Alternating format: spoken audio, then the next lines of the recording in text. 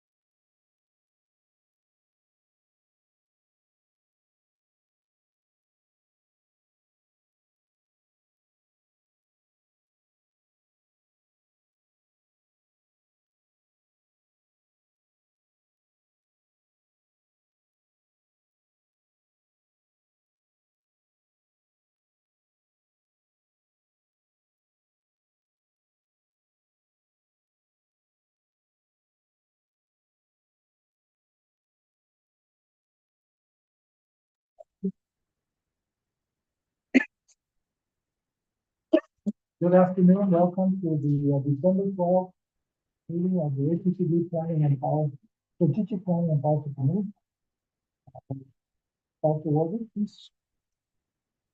Thank you, Chair Medina. I would like to remind any members that are joining us by teleconference to please, if you haven't already and you wish to speak on any item that's on the agenda, please utilize the instructions that have been placed on your Zoom screen. All board members will be participating in person. And we would also like to note for the record that our board consists of 4 members, not 5 now. So we have 4 members for the Planning and Policy Committee. With that, Member Bush, Member Martinez, present. Vice Chair Bergbeck Garcia, present. Chair Medina. Yeah.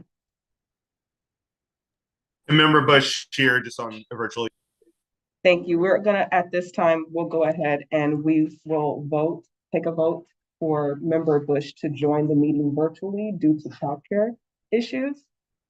All in favor? Aye. Opposed? Thank you. That motion passes with those board members who are present voting aye. So Member Bush, you may now join the meeting virtually. Thank you. Okay, so let's start with non-agenda public communication.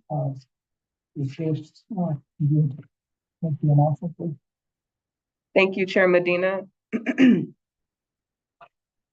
We have 2 requests to speak on this item. I will be calling the speakers by their name. You will have 3 minutes to address the board. Please self-regulate your time using the timer that will be on the screen. Our first speaker is Purita Javier. You'll have 3 minutes to address the board. Please begin by stating your name for the record. Good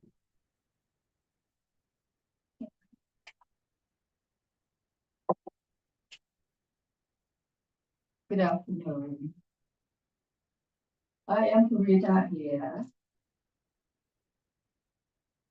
We need to fix the victim of the toxicity. Okay? Ceramics manufacturing and Calvin industrial activity. Oh, we need help, it says there. Ceramics manufacturing and industrial activity, a home occupation permitted to operate at 5238 Stringview Drive, San Diego 92105. A neighborhood designated residential zone had been an environment air pollution problem since 1984.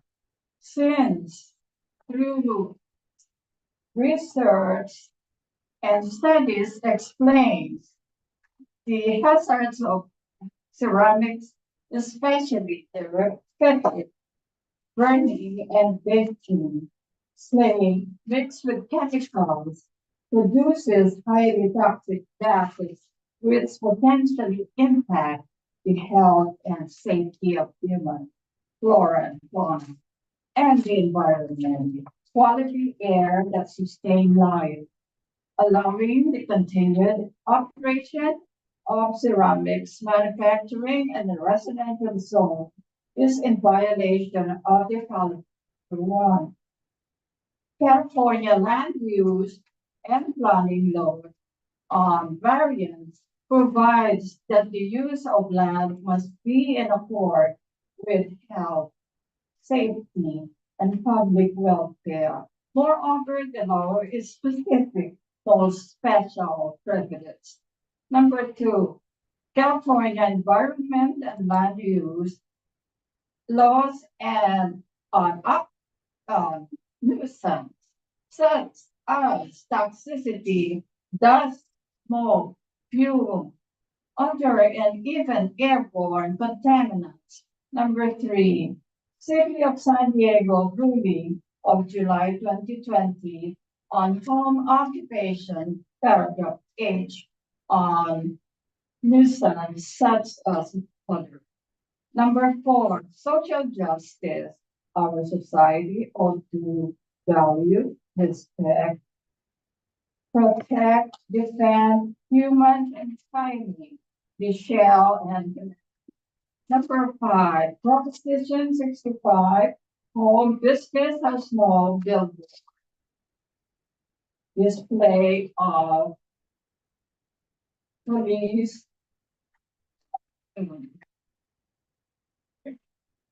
Thank you. Our next speaker is Cesar Javier. You have 3 minutes to address the board. Please begin by stating your name for the record and use the timer that is on the screen. Cesar Javier, a victim of this toxic process and justice system in our society. My words come from this, and it is the truth. This is not an invention. And the same solution is here. Evil, good, bad, ugly is here. Look back. When I first discovered that there is such governing planning and hearing board right from here, with the response of those 3 investigators, Vince, Jim, and the lady Lebanese, whom I so respect because he told me, advised me the truth. Partners, let's go and investigate the hazard materials. What did the other compatriots say? No, no, no, no. That is not our duty. No, no, no. That has a negligible in relation to the county's regional threshold. It's bad. It's ugly. And where is that Lebanese employee now? She's gone. And many employees here, I know, were gone. And I have informants here who retired, and all the rules are just what drafted by the employee who is not even classified or unleast classified and discretionary approved by the governing board, etc., etc. Something is bad. Something is bad. You know, this in ceramics is except for electric, whether gas, wood, or electric. This is not about the fuel. This is about the transformation from wet clay with chemicals with lead and silica. It's in the book. Science says it, explains it. CDC explains in its policy 2020, right during the pandemic. The repeated heating generates toxicity. Science, empirical, if I might say that word. Empirical, it's the truth. It was revised, Rule 11, sometime 2020 or even 2019, with my councilor, Rivera, who is practically absentee during all the meetings, including the mayor, who are supposed to be has the power to stop this. We have been diagnosed now as we are proceeding to stage 3 of forgetfulness. But I cannot forget you guys in our first attendance of the meeting right here in 2022, if I'm not mistaken. Help us. It's not your fault, probably. Is it our fault? It's our fun to come here and share your sad experience. This is the journey of my agency. Mr. Javier, please conclude your comments. Your time is ending. Clean air for all, sirs. Clean air for all, regardless. Thank you for hearing. We will still be here to help ourselves and help my agency. Thank you. Bear with us. We are seniors and victims of toxicity. That concludes comments on this item.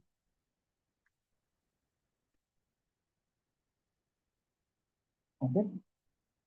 Well, let's move on to the approval of the October 7, 2024 statement of proceedings.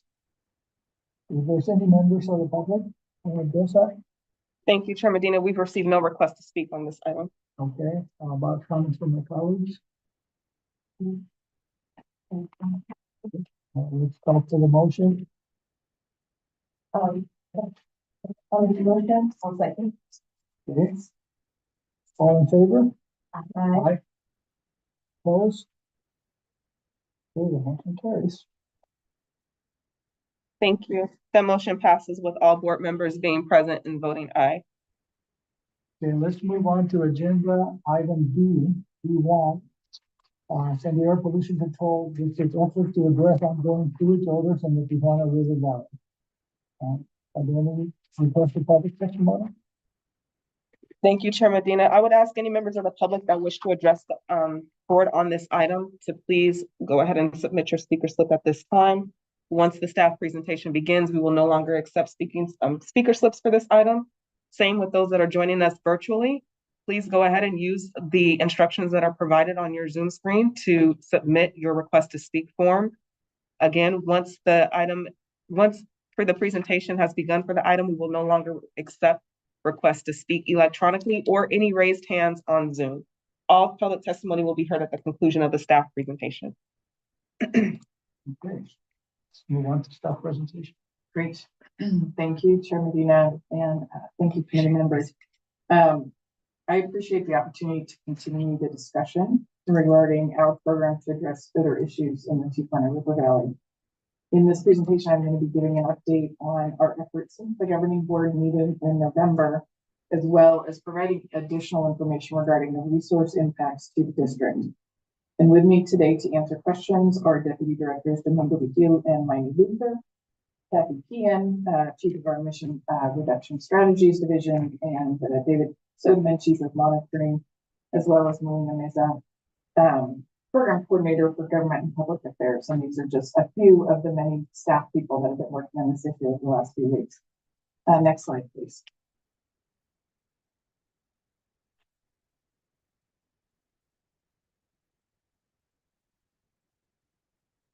So I'll start with an update regarding our air purifier program. And we actually have a model over here today that you can check out at the end of the meeting. But in a preliminary launch of the program, the district distributed the first purifiers at its meeting of the International Border Community Steering Committee, where we distributed 15 filters to eligible community local residents. And then the district coordinated our first official distribution event at Montgomery Middle School on December 5th. Staff was able to distribute over 60 air purifiers to families attending the school's Posada event. The goal was to take the events that the school is already hosting. The second distribution event is happening this afternoon at Berry Elementary in the Nestor community. And the third event is planned for December 17th at the Boys and Girls Club in Imperial Beach. Our goal is to distribute 300 filters through these events.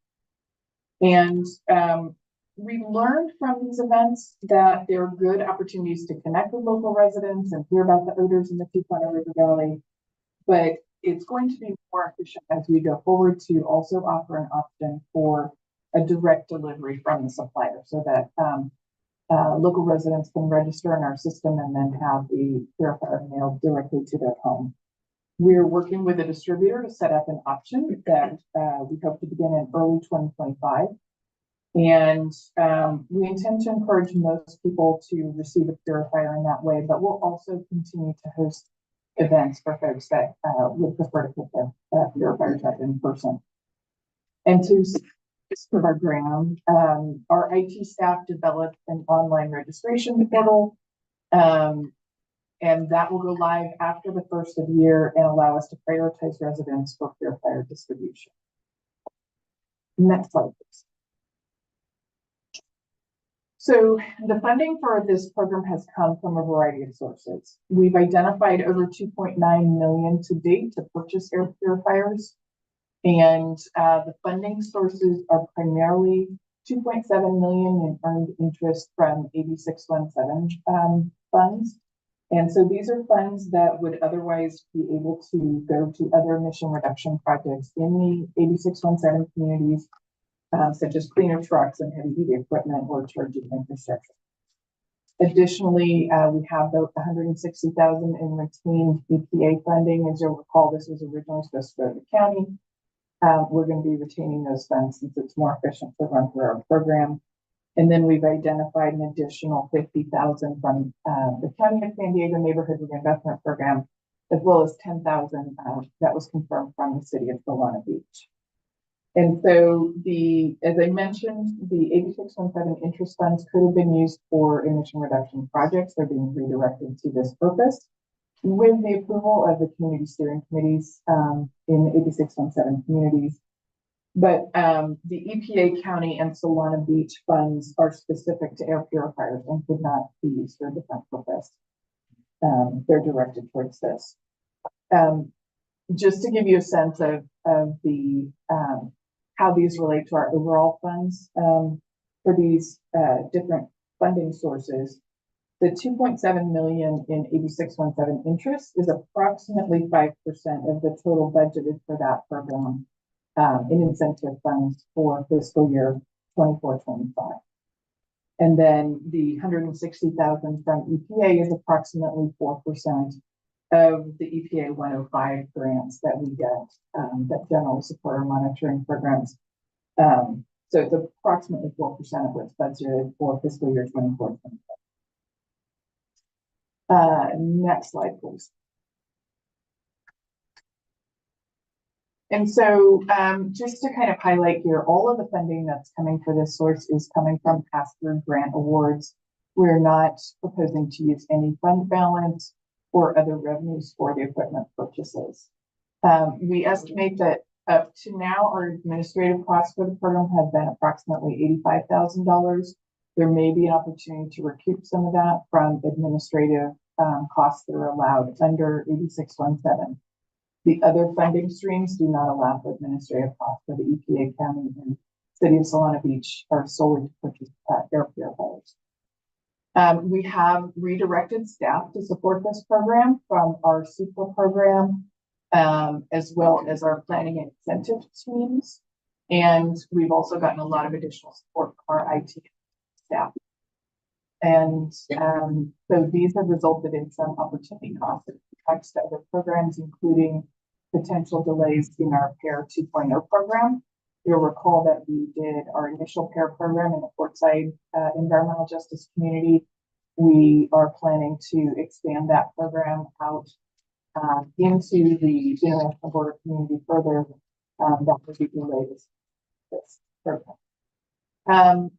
It also is, as I mentioned, we have staff that's been redirected from our super review.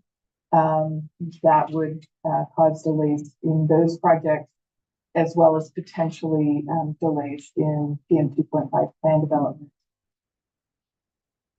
outreach and incentives. So in terms of the future for the program, we are, again, looking at efficiencies that would come from that direct delivery from the supplier to the residents. But we do anticipate additional funding and dedicated staff resources will be needed on an ongoing basis. Next slide, please. Okay, so now I'm going to shift gears into our monitoring program. And as you know, we've expanded our monitoring for hydrogen sulfide in the area, essentially standing up a new monitoring program, relying upon assistance from the federal EPA and the California Air Resources Board, as well as the South Coast Air Quality Management District. The EPA recently awarded us a Inflation Reduction Act grant, an IRA grant, to support other monitoring needs at APCD. And they have now provided us flexibility to use this grant to support the Tijuana River Valley monitoring efforts. So we've redirected those funds for this purpose. And then CARB and South Coast have each loaned us a hydrogen sulfide reference grade monitor. The two monitors we have on loan have allowed us to more quickly supplement our monitoring efforts while our order for our own equipment is being fulfilled by the manufacturer. So at this time, we still have the two reference grade analyzers in place, one at the San Diego Fire Station, number 29 in San Ysidro, and one at Berry Elementary in Nestor. We anticipate the third one in Imperial Beach will be deployed tomorrow with readings likely by the end of next week. So that should be showing up on the website really soon. And then additionally, as you heard at the last meeting, we've been awarded $150,000 in grant funding from the Neighborhood Reinvestment Program at the County of San Diego to support the purchase of a mobile monitoring vehicle. This mobile monitoring van will have in it an instrument that will provide instantaneous hydrogen sulfide readings. Next slide, please. So the bulk of the funding for this program is coming from state and federal grants. Some staff funding will need to be covered using SDAPCD funds. We anticipate the total cost for this for the infrastructure at approximately $770,000. That's for equipment costs to purchase monitoring equipment and the related infrastructure. Then an additional $157,000 in staff costs have been incurred to date. That's through the pay period that just ended. And then we'll continue to incur administrative costs to maintain the program as we go forward. So the grant funding that was reallocated to support this program from EPA does allow for some administrative costs. And we're in the process of determining how much will be able to be directed towards this program versus our other existing monitoring programs. Next slide, please. So in terms of staffing and resource impacts to the monitoring program, we have staff from different monitoring sections and from our Office of Environmental Justice, as well as our admin division that have all contributed to getting the implementation of this monitoring program going. We also have additional support from IT and fiscal staff that's been redirected to these efforts. If you look at our website and all that's been done there with our monitoring dashboard, that was a huge effort from IT.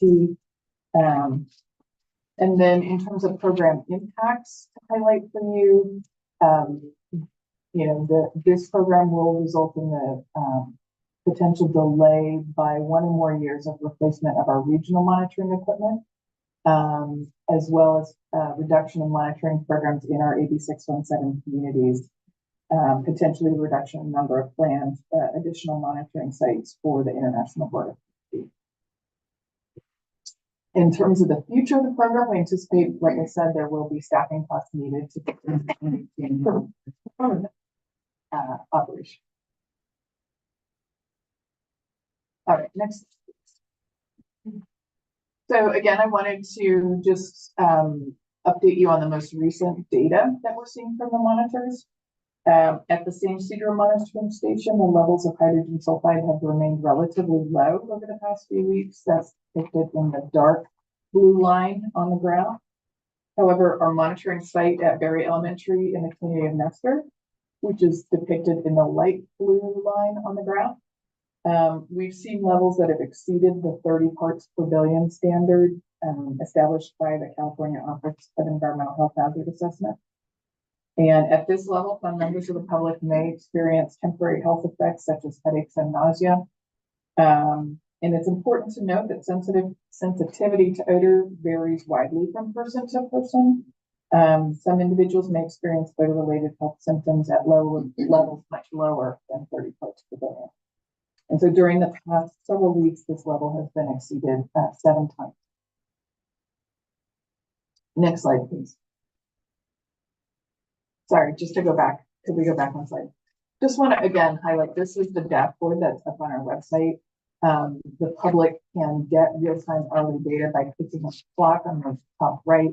And then this, graph here can be adjusted to the base of what information. Kind of like that. Give a shout out to the great work that's gone into that dashboard. All right, next slide. Susie, I have a quick question. It's Marcus. Sure. Okay. What and going back, what the orange line was that was the what was the orange line representing? Was that the average or was that the OSHA threshold, safety threshold? It's the OEHA acute threshold. So it's the carb odor threshold. They're the same level, 30 parts per billion.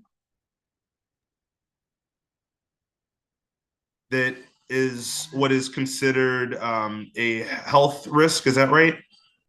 It's considered to have the potential for temporary health impacts at a physiological level. So headaches, nausea, other types of impacts for sensitive individuals. So that's the level at which we are sending out odor updates to the public. Got it. Thanks for that clarification again. And if I can add, if you read the OEHA document, they set it at where people can smell. They did not set it as a health hazard that can cause long-term or permanent or chronic effects. Right. And so we can go on to the next slide. So this, as I mentioned, we've issued 7 odor updates, and these are updates that we issue once levels have exceeded 30 parts per billion. What we've seen so far is that the levels have been exceeded overnight. And so because it's not a public health kind of emergency level, what we've done is issued updates in the morning to let folks know that these levels have been exceeded and provide some general guidance like what you see here, basically what you see here on the slide. And so that if folks are still smelling strong odors in the area, if they're sensitive, particularly to strong odors, that they may want to take these additional actions. If we see this level occur during the day, we would issue an odor advisory that would go out in a timely fashion because we are getting 1-hour updates emailed to several members of the staff as soon as that level is exceeded. Well, do you have an example of what looks like? Like something you would send out? Yeah. Sure, how could we do that? Get that Or even reading it, if someone has a. If it's some, I don't know how long it is. And I just want to clarify, they're not distributed via text.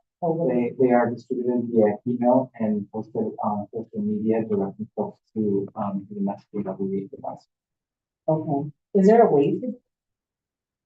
No, and I'm just trying to think of like the powering outages right now, right? I've been getting text messages, real time. Right. So there is a real-time alert system that is operated by Office of Emergency Services, but that would be for the real public health alert level. So not kind of what we would see at this 30 parts per billion kind of update level. So we have coordinated with them. Domingo's been in contact with area several times. We also had a tabletop exercise with them and with our county partners to kind of go through what that alert would look like. But again, that system is reserved for emergency. Well, and it doesn't me now, but I would love to see what one looks like. Sure. And then do you have any kind of like measure of how many people see it? We have a number of how many are registered through our email distribution. Okay. And so over time, we can see how many are clicking into those messages. So we will be able to track that. Okay. We've only recently started, so the numbers are relatively low. But the more we can get the word out to get people to sign up in the system, you can sign up on our website, the better exposure we're going to have. We're also working with our community partners in the area to get the word out. The numbers, sign up. Yeah, I think I can follow up to the information that would be and then remind us kind of where people can go to sign up. Yeah. So we can share that. Yeah, absolutely. And help you get the word out. That'd be, yeah, thank you. Since we're asking questions, can I read the question? I will forget if I don't ask. Me too. What is the averaging time? The technical term, maybe David might want to talk. It's a 1 hour average. Okay, so when the peak comes in, is it averaging 1 hour of data, or is it instant, or is it, how So, long does that peak last, is basically the question. so the most I think we've seen a peak last is 3 hours, Yeah, above 30. above 30. duration, 3 hours. And so, I think most of them have been an hour. But Um, 3 of them have been more than 1 hour. So 4 of them have been 1 hour, and 3 of them have more than 1 hour, with a maximum of 3 hours, 3 consecutive hours. What level is considered a public health emergency? 27,000 parts per billion is an emergency. However, we've also set up an internal system so that if we see a level of 200 parts per billion, so much lower, we're already going to start to be looking at that, calling our county partners, and consulting to see if there's, any additional actions we would be recommending the public to take. So we're not going to wait till anywhere near 27,000. My brain is having a hard time computing people being sensitive at 30, yet the emergency level. And I know you guys aren't the ones making those numbers, but Yeah. with this next there. Yeah, it's based on the EPA, emergency AEGL, emergency. Yeah. Acute emergency guidance level. Okay. Can we go on to the next? Okay, so along with those efforts, monitoring and air purifiers, we're also continuing our odor complaint investigations. Not surprisingly, the number of odor complaints has decreased considerably compared to the higher volume we were seeing during the summer months. It's also coincided with a decrease in the flow in the Tijuana River, as well as the repair of equipment that occurred in September. We do continue to document strong odors affecting South Bay communities. And more recently, we've seen a pattern shift in terms of getting those strong odors documented in the coastal communities. And again, it's a function of where the flow is coming from. So our staff have dedicated, compliance staff have dedicated approximately 3,000 labor hours to investigating the odor complaints. And I believe that since July of this year. Next slide. So this slide summarizes our overall program impacts, and I've mentioned several of these already. In addition, we've expended significant staff time in public outreach and communications, development of the advisory system. And we've also moved a position on to Melina's team to help with public relations going forward. Additionally, as you'll hear in the next agenda item, we're going to be starting an update of our incident response plan to provide more clarity to partner agencies and the public as to our incident response capabilities and role, as well as identifying any resource gaps. And so at this time, we've identified sufficient funding for this fiscal year to be able to accomplish the goals that were established by the governing board for these efforts. And I just wanted to call to everybody's attention, I realized this today. It's been just over 90 days since the governing board adopted those goals at its meeting on September 12th. So we're here at December 12th. And, since then, this team has rallied in very short order to identify available funding, to stand up a new monitoring program and public advisory system, to develop and implement online information and registration systems and a public filter distribution program, while continuing to monitor and document the odors in the community. And I just want to recognize all of our team members that have put in a lot of effort and hours in an extraordinary way to get us where we are today. So as I mentioned, we have identified sufficient funding for these efforts in the short term. However, we know that there will be ongoing staffing costs past this fiscal year in order to maintain these programs. And we're going to continue to look for program efficiencies and additional funding sources while providing regular updates to the committee, to the governing board, and we'll be incorporating any additional costs into the proposed budget for fiscal year 25-26. And with that, we are happy to answer any questions. Thank you very much for the report. Are there any members of the public that want to talk on this item? Thank you, Chair Medina. There are 3 members who request to speak on this item. I will call those members of the public by your first and last name that are here in the chamber. Our first speaker is Stephanie Ballard. We'll have 3 minutes to address the board. You can begin by stating your name for the record. Okay. So thank you, board, for seeing me today. My name is Stephanie Bauer. I'm Port of San Diego. Really, what I want to do is for you guys.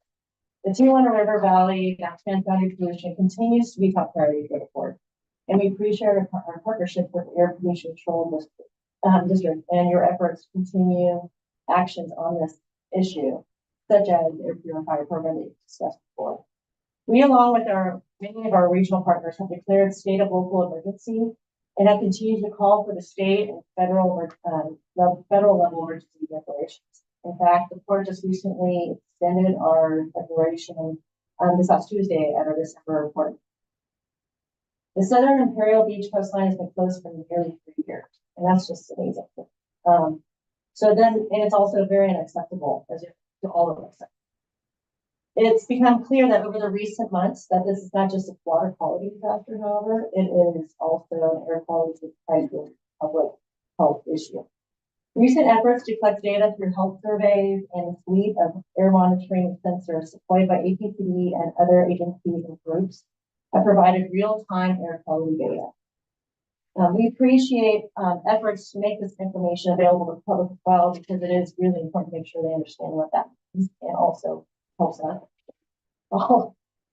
It's important to continue to track and collect air quality data to fully understand the health impacts that are occurring. This information could be useful for us as we call for additional federal support. Now, as we move into 2025, the port will be making trips to Washington, D.C. to meet with the new administration, legislators, and lobby for more funding and federal action to ensure the South Bay International Wastewater Treatment Plant expansion and river diversion projects are completed as identified in the comprehensive infrastructure solution.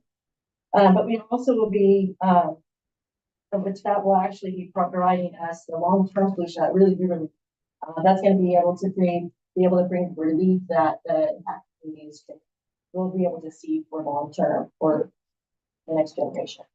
We'll also be following closely with local efforts related to air quality and health impacts, and supporting local agencies such as APCD as we go forward.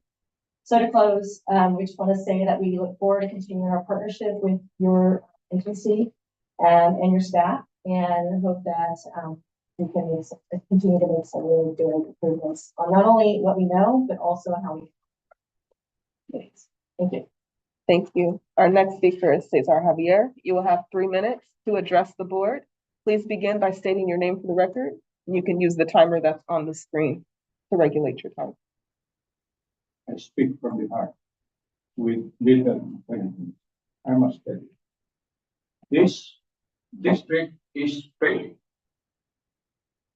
failing in its task in air quality, in community engagement, in health, and lastly, what is that, sir? Environmental justice. These are your tasks, and you cannot answer me. You are failing. I'm sorry, but that's the truth. The proportion of our experience as victim of toxicity in my community is not addressed. They come and go. Sir, we do not smell anything. For how many minutes? They did not answer. Sir, can you speak to this item or? It is in this item, sir. You're not speaking to the Tijuana. It's there because of the odor. Okay, well, Speak to that, or That's why I am trying to paralyze her. Excuse me, sir. You are disturbing my momentum, sir. I'm sorry, you're a scientist representative. This planning group is political heavy. It should be professional. Lawyers, doctors, and from, oh my God, I'm sorry, but that's the truth. Look at our Republican base. How many are here? This is all about the one River issue. Sir, I'm trying to put a proportion mathematically. How you address toxicity in our community, similar to that geographic location, sir. And he cannot answer my question. I'm sorry. You said you will be providing me air purifier when the grant will be received. Now it's here. I am a victim of toxicity, like the victims there in Tijuana River issue. We must have that because you said it. It will be given as suggested by Mr. Medina. The last planning meeting. speak to the side of the, or I'm gonna have to take that. I will sit down, sir, because it's unfair and just for you, and you are the planning chair. I will sit down, and then I will come back again and speak on the Tijuana River issue. You are failing, because in the direction, yes, there is an improvement, yes. But what about the victims? They need nutrition, they need medication, they need hospitalization. Please sit down. Thank you, sir. Are you guilty, sir? Please sit down. Thank you, sir. Thank you. Our next speaker will be joining us virtually, Ryan Trabuco. You see? You will have 3 minutes to address the board.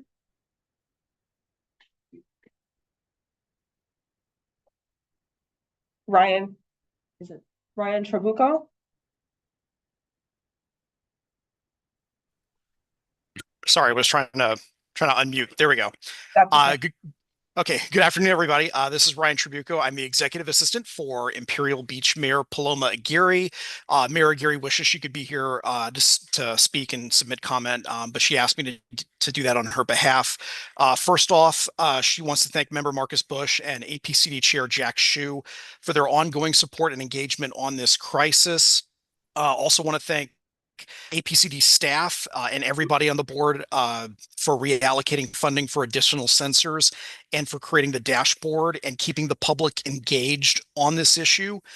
Mayor Aguirre wishes to emphasize the importance of more monitoring, as we have been incredibly lucky so far this year with the river currently being diverted and there having yet to be a significant rain event, knock on wood, so far. Mayor Aguirre strongly supports the APCD board sending a letter to Governor Newsom and President Biden supporting a state of emergency declaration and using the odor complaint data that we have in addition to the hydrogen sulfide levels to make the case. Mayor Aguirre asks that see if we can expedite hydrogen sulfide standards for San Diego as soon as possible. Thank you again, everybody, for the work that you're doing on this issue. Thank you so much. Thank you. That concludes public testimony on this item. Very well. Comments from committee members? Yes, I had a question. During the summer months, we saw the spikes in numbers. I know we had the little Islands last week. Did we see did that impact any of the levels at all? Are we seeing it more just with Houston with like the Santa Ana winds? Yeah, so the Santa Ana winds, push the numbers down as well. So if you look at the graph for like 3 days, even at nighttime, the concentrations were less than 10 parts per billion, at which time normally they do climb up, but they were very, very low during the past few days. And the heat is a big factor. Thank you. I just wondering if there was anything. Marcus? Member Bush, did you have any additional questions? No. Okay. No, I don't. Sorry, I was on mute and sorry, dealing with my son. But no questions. I heard everything. I just had to step away. Yeah, I have a couple of questions. First of all, thank you for an excellent report. I think I'm really amazed by the monitoring part of it. It's really great. And at the same time, the air purifier program, it comes as no surprise that I've been questioning the efficiency of those air purifiers since we even put them in for the Portside community. And so I see that this, large deployment of tens of thousands that really falls into, the priority of this board to deal with indoor air quality issues. If it was a wastewater treatment plant, we could tell them to put a scrubber so that they would, reduce the emissions of hydrogen sulfide. If it was a landfill, we'd tell them to burn off the methane so that it doesn't, create more pollution and ozone. But we regulate sources of air pollution. We don't regulate, we have no authority over indoor air quality.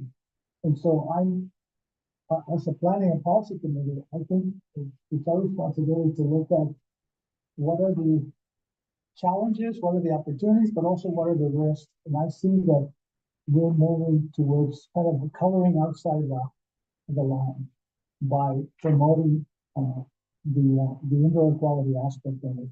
I think it was great that we did it, that we found the funds, but as you explained, it was at the cost of other programs that we do have statutory responsibility on. We have an ozone standard that we're not meeting the 2008 standard. We're a non-attainment area for that. And we're not meeting the 2015 standard, which is a little more strict. Most of those, we're also coming with a PM 2.5 standard, and now EPA has lowered it by 25%. And most of those come from mobile sources, which we don't regulate. So the only thing we have is the incentive program. And that's the program that has been, at least 5% has been reduced for that program. And it's going to cause delays, as you mentioned, the 2.5 PM 2.5 plan.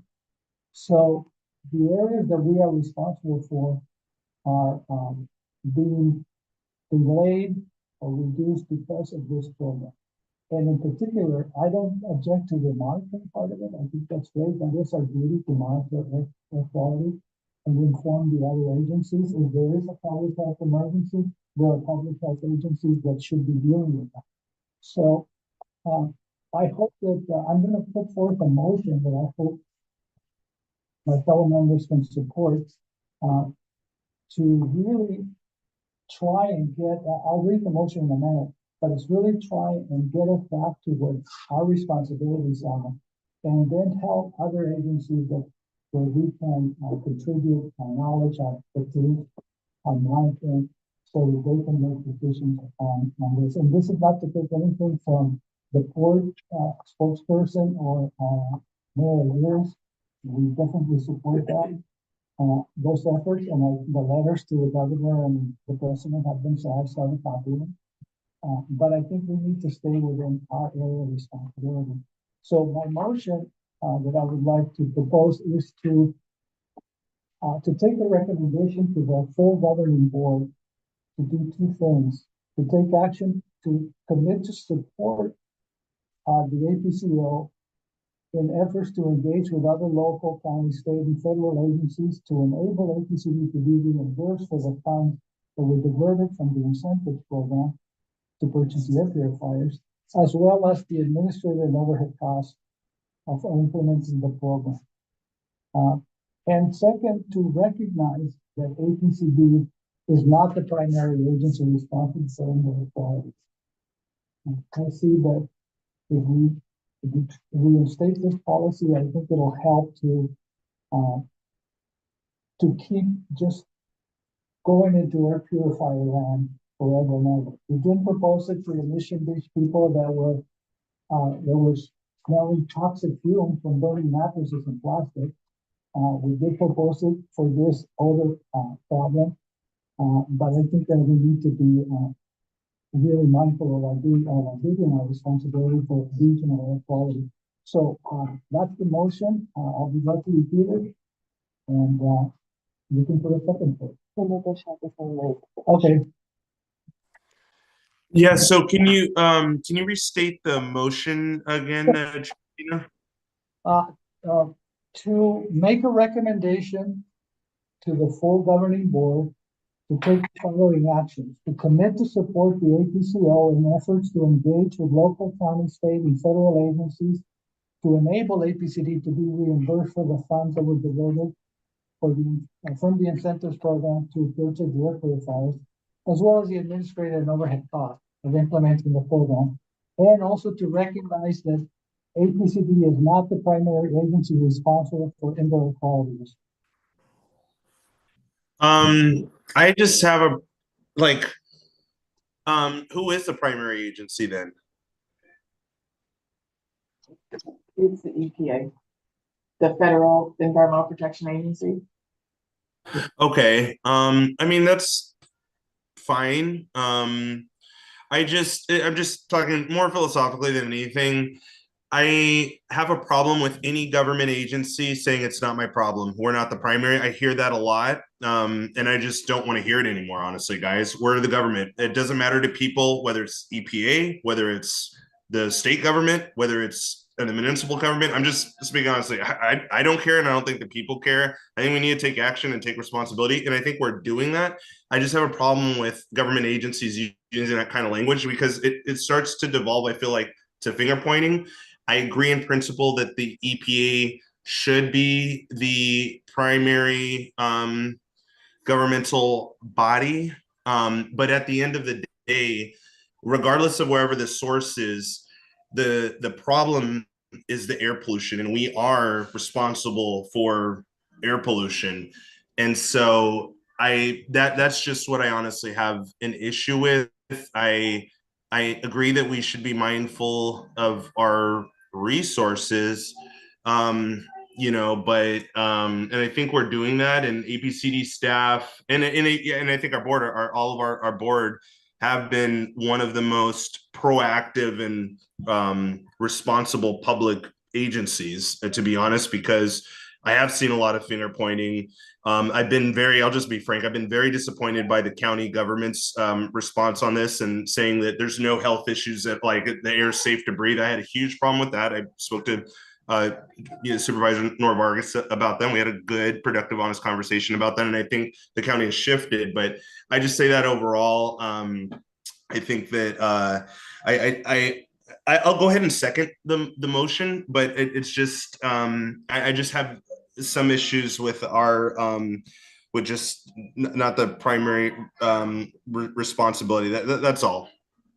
Yeah, and just to clarify, it was specifically for indoor air quality issues. Okay? I'm sorry? It was specific to indoor air quality issues. That's not a primary responsibility. Got it. Oh, okay. I understand that. Thank you for that clarification. Can we move on? I know you have a second already, so. Yeah. Yeah, I have no problem with having a discussion with the full board on this.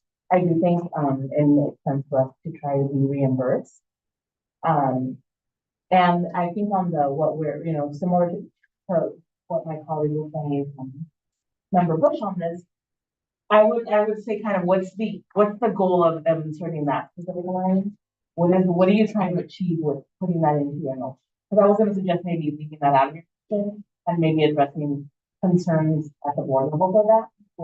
So what was kind of the reason for being very specific with we are not the agency addressing your FIA? No, I think that's a good question.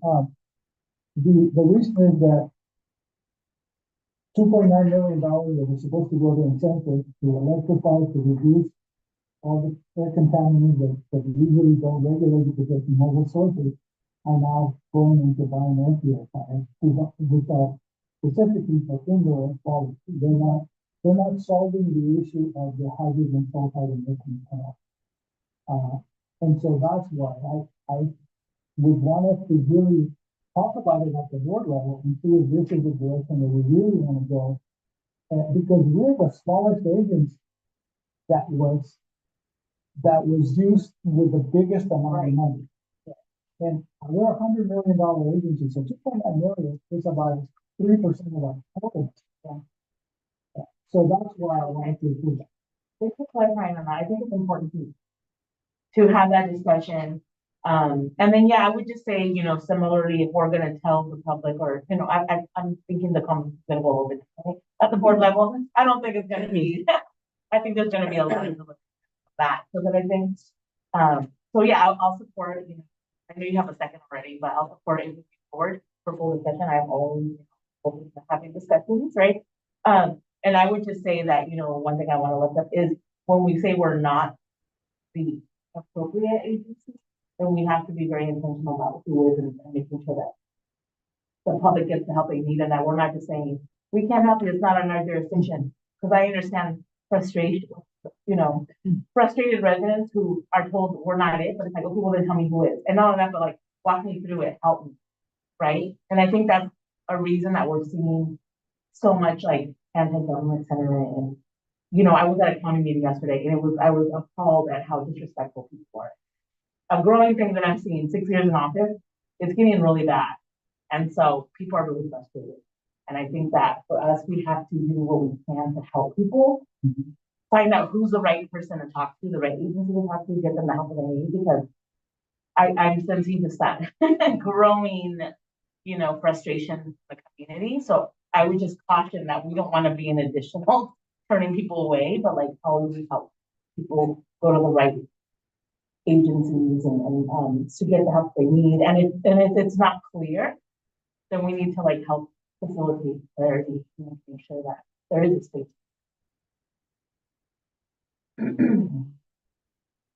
Well, Marcus and Gonzalo basically, because it was that second comment that I was having a harder time with, because it was like tag, you're it, or I'm not it. Right. And I know that's not your intention. I'm married to an engineer, so I am typically, no, but I know scientific mind. And, you know, well, you know, you went from point A to point B to point C, but that's not how like my mind works and the mind of a lot of the public works. And so my concern is that when the public hears that statement, they're not going to see the true intentions of that statement. The true intent to, and correct me if I'm incorrect, what I perceive your intentions of this motion is to say, look, this is our primary responsibility. We have gone and we have done this because that is the right thing to do. And that is what we're about. We're about doing the right thing. And we try our best to do the right thing. But now you have taken 3% of our budget and it's taking away from the other right things that we need to do. Okay. And so this is more like I don't know if it's a declaration or a statement. This is where like my word choices aren't necessarily I can't think of the right words I want for it, but I'm afraid that people are going to misinterpret this. And then that's going to cause more frustration, and take away from what our program does and what our staff has done. And that is a big concern. And so I can see this kind of imploding on itself, not necessarily exploding, but imploding on itself.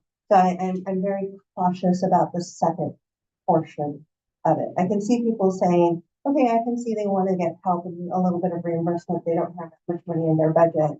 They tried and they mobilized. They wanted to help the community, but now they're saying, okay, we're not it. So we did this, we're not it. And I don't think that's your intention. And so that's where my concern is that that's what people are perceived to. And that second portion of it. I don't know the right way to state it. I just am concerned about it. Oh, I appreciate it. In fact, there was a second point to the motion that spoke specifically to that, to help find that agency that is identified. Okay. So I would like to modify the motion to say, Okay. You know, we're the primary agency that we want to help find the agency that has the resources and you have the the, really the budget funds to take on this fund, and that we will support. So, you know, I'll be going to modify the motion. And like, just a question on the modifying, what if you just left out that last piece about we are not, and then just let's have that discussion at the meeting, and then we decide what the action will be, instead of stating it as a motion. Okay, Does that work? yeah, that's fine. So I think that member would have to agree to that. I think it'll make it. I would say cut that last part out, but we're still gonna bring it up, because we can have a discussion about anything related to that, so. Correct. If we take it out, sorry, just wanna- I'm sorry. Heidi, sorry, Heidi. Our question is, So the motion that was made and seconded, there was a second. We are not the, what is it, air quality? Indoor air quality. Right, so if we strike that last one, we could still have a discussion about that at the meeting. It would need to be placed on the agenda, wouldn't it, in order for there to be a But if discussion? that's kind of tied into, I'm wondering if there's a way to still have a discussion. What, you mean right now, or? No, we have to have it up for. Yeah. Or does it have to be explicit as a motion? Or maybe we reframe it as like discussion of, who. It can be in the next agenda, so when the agenda comes forward with this item, that can be one of the topics of discussion if you want, as part of the requested action, is to Okay, discuss. It doesn't have to be part of the actual motion, Right now, it Right. doesn't have to be, I mean, you Okay. can bring it can be placed in the board letter as such, correct? Okay. that Everybody would. happy to- I'll do it. I think it, And I think you. and it doesn't take away from what you want to talk about. It's the way it's framed in the statement, that the assumption that. So From that item name. just to clarify, so then we're gonna keep the first portion, that first recommendation. The second recommendation, are we striking it, or are we saying identify the responsible or the primary agency? No, I didn't read that. I'm saying, are we modifying? No, the we're not motion? gonna. We're just gonna leave it at one and then we'll talk. Okay, Yeah, if We we have to strike have the it as a- second part of that. yeah. Yeah, Because so one we're, that we're striking, was- we're didn't like recognizing. either. We can still have the conversation. Yes, well, that's what I Yeah, understand. yeah. So, So Have it as an agenda item. Yeah, do you understand where we're at? I So do. if the question is, if we have a general Tijuana River Valley item, can we have a discussion about whether APCD is the appropriate indoor air quality agency? Yeah. Primary responsible for indoor air quality. And I think that would relate, right, to the general agenda item. well, So, and if I can just suggest something, we can even tack it onto the first part, which is to then have a discussion on which agency should take primary responsibility. What is, which agency has purview over indoor air quality?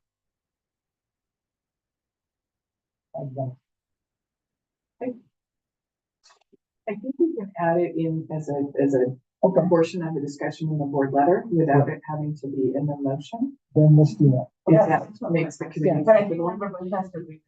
Yeah, I was waiting for him to get back on. Oh, there he is. Okay. Member Bush, are you in agreement with the amendment to the motion where we're going to strike the second recommendation and just move forward with the first? And just Yeah, that's fine. It was just a recommendation anyway, so that's why it wasn't a big deal for me to leave it the initial language so that we can have a discussion of the full board. But I'm fine with that with striking too. That's probably philosophically where I lean, but I think but this is a good healthy discussion either way. Yeah. I appreciate it. So, what do we do now? there's a motion and a second. You're good. Okay, all those in favor of the motion modified by member Wu? Aye. All opposed? Member Bush, are you vote? Can you Yes. vote? Did you vote? Yes, thank Yes. you. Thank you. That motion passes with all board members being present and voting aye. Yeah, I'm sorry. It was the motion that he got first. And I'll talk to you. Okay, thank you.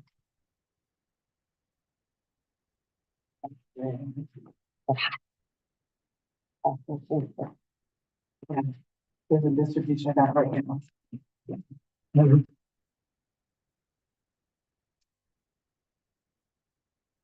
Okay, well, the next item is D2, Cellular Pollution Control District Incident Response Plan Review. Any public comment? Thank you, Member Medina. I would ask any members of the public that wish to address the board on this item to please submit a speaker slip at this time. All speaker slips for this item must be submitted prior to the presentation, the staff presentation. That also goes for those members of the public that are joining us virtually. I'd ask that you please submit your speaker slip at this time using the instructions that are provided on your Zoom screen. All public testimony will be heard at the conclusion of the staff presentation. Okay.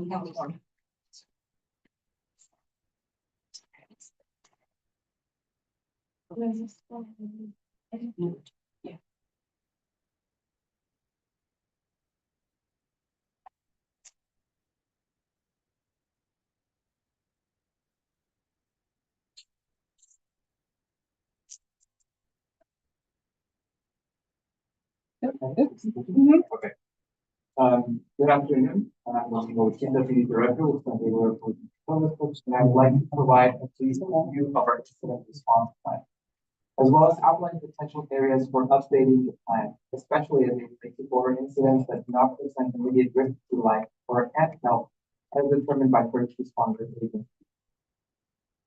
Next slide, please.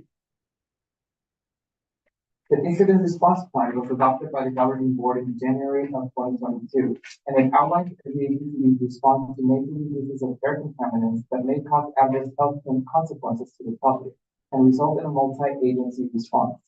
The plan also explains how SDAPCD will work within the incident command system to minimize public exposure to air contaminants using SDAPCD's area of expertise. Next slide, please. First, let's discuss what is considered an incident. An incident is any release of air contaminants into the environment that may cause adverse health consequences to the public and results in a multi-agency response. Examples of incidents include the 2020 Navy ship fire and the various large wildfires that occurred in our region in 2003, 2007, and 2015, and the Tijuana River crisis, which has been exposing the community to constant hydrogen sulfide into the air. Examples of non-incidents include dust, odor, or asbestos complaints, and smaller structural and brush fires. If a member of the public happens to come across an incident, there is an immediate life or health threat, the public should call 911 instead of APCD, as we are not a first responder agency. Next slide, please. No single community or agency has sufficient resources to cope with major incidents. Therefore, during a significant incident, multiple agencies must work closely together to coordinate their efforts. This information of a collaboration of agencies is called incident or unified command. When an incident occurs, an incident or unified command is set up. The purpose of the unified command is to have the various agencies that are responding to the incident work in harmony, cohesively, and cooperatively with one another. The unified command is led by 2 or more unified commanders, with assistance from public health information, from public information officers, safety officers, and liaison officers.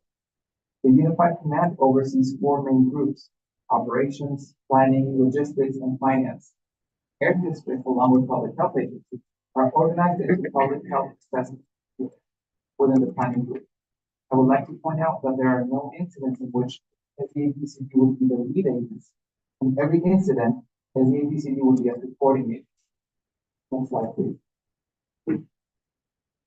The incident command areas and responsibilities are to direct tactical response to save lives, stabilize the incident, and to protect property and the environment.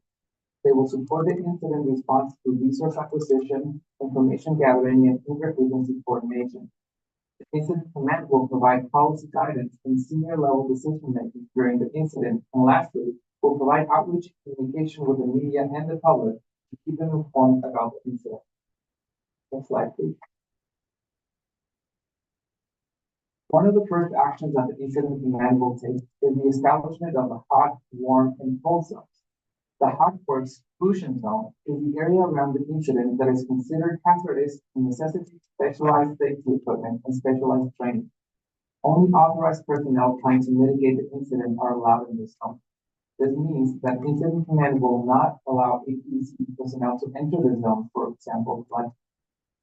The warm zone or decontamination zone is the area that incident responders enter and exit the hot zone, and where decontamination activities occur. Limited access is allowed in this zone, and some protective equipment is required. The hold zone or support zone is the area around the incident where no protective equipment is required and where support services can be staged. Please note that while there is no immediate threat to life or property in this zone, impacts to health may extend into this zone. This is the zone where APCD would be collecting samples for analysis.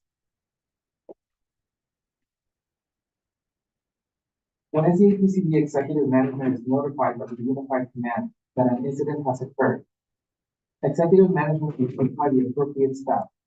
Staff will evaluate the incident information to determine what our response should be and what resources, if any, should be deployed.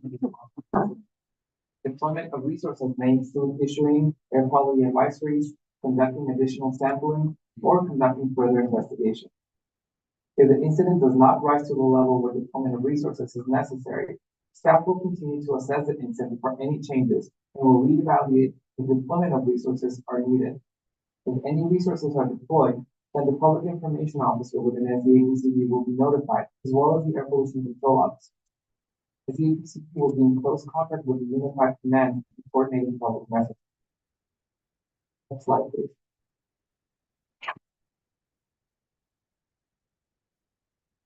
Oh. Go to the next slide.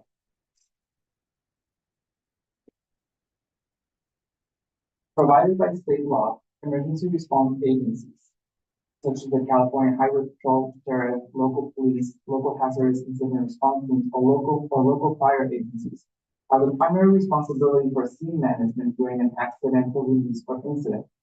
SDAPCD's role in incident response is to contribute in an advisory or support capacity to responding agencies. This is accomplished by utilizing APCD resources and expertise for air monitoring, air sample collection and laboratory analysis, inspection, investigation, enforcement, and public messaging. SDAPCD's primary role in incident response is to monitor the region's air quality, determine if the air quality is meeting federal and state standards, identify locales of greatest risk to the public, and share information with relevant agencies and the public. This will take place in the hold zone, as SDAPCD is neither an emergency response agency nor a first responder, and thus will not be allowed access to the warm or hot zone. Also, there should be no public members located in the warm or hot zone. SDAPCD is informed of an incident as a result of referrals from other agencies, direct observations, or media reporting. Next slide, please. Each incident is unique, and the deployment of resources must be decided on a case-by-case basis. The first step is to check any available data from our existing monitoring network. If additional air monitoring locations are needed, several factors must be considered and decided on. Some of those considerations are listed here. We must decide on where sampling should be conducted, which equipment will be deployed, does the equipment require flooding power, how to secure the equipment from traffic vandalism, among other things. Do we have agreements in place with the property owners? And if not, who do we need to call to get this agreement? Once we arrive on site, we must set up the equipment, secure it, calibrate it, and set up communication to receive the data. While this process can take at least several hours, it's important to note that first responders have the ability to provide more immediate air quality information as part of their initial assessment of an emergency, potentially affecting air quality. As a supporting agency, SDAPCD will collaborate with first responders to the best of its ability to support air quality monitoring. Next slide, please. Our monitoring network located throughout the county is equipped with a wide range of instruments measuring many different pollutants. We will utilize any and all of those appropriate sites during an incident. We also have individual monitoring equipment that could be deployed to support air quality analysis during an incident. Our current deployable equipment can measure PM2.5, black carbon, metals, and toxic volatile organic compounds. Black carbon is a byproduct of combustion and comes from diesel engines, gasoline engines, and wood burning, including from wildfires.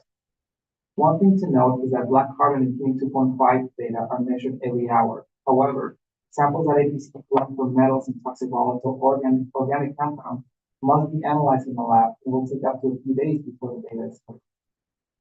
Lastly, we can request additional equipment support from the California Air Resources Board or from EPA. However, depending on where these agencies have equipment available, it may take a few days after the request is granted before the equipment arrives in San Diego. Next slide, please. When air quality incidents occur, the district often receives complaints from impacted communities. This slide shows the types of complaints we typically receive and how to submit air quality. All complaints are fully investigated by air quality inspectors after first responders move the area safe. The complaint investigation determines compliance with all applicable air quality rules and regulations. When a violation is documented, the district takes appropriate enforcement action. Next slide, please. And we can go to the next one. SDAPCD's recent work in addressing odors from the Tijuana River, among other incidents, have highlighted opportunities for reviewing the incident response plan to ensure our role and response capabilities are up to date and clear among other responding agencies, emergency response coordinating bodies. The following areas of opportunity as we initiate the process of updating the incident response plan will be considered. Review and update roles and capabilities of partner agencies. Review and update internal and public-facing communication processes as needed. Ensure incident response capabilities are up to date. Explore revenue sources to support cost recovery of incident response infrastructure and activities. Conduct additional outreach to partner agencies and public regarding SDAPCD's role and capabilities. Once the update is completed, staff will bring the updated plan to the board as an informational item at a future meeting. Next slide, please. This concludes our presentation, and we're available to answer any questions. Thank you, Dan. Sorry, Chairman, may I interject?